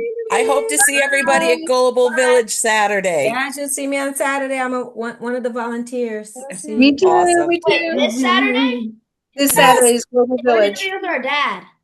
Oh. Yay! Bring your dad. Hi, Bye. boys. Have a good night. Bye.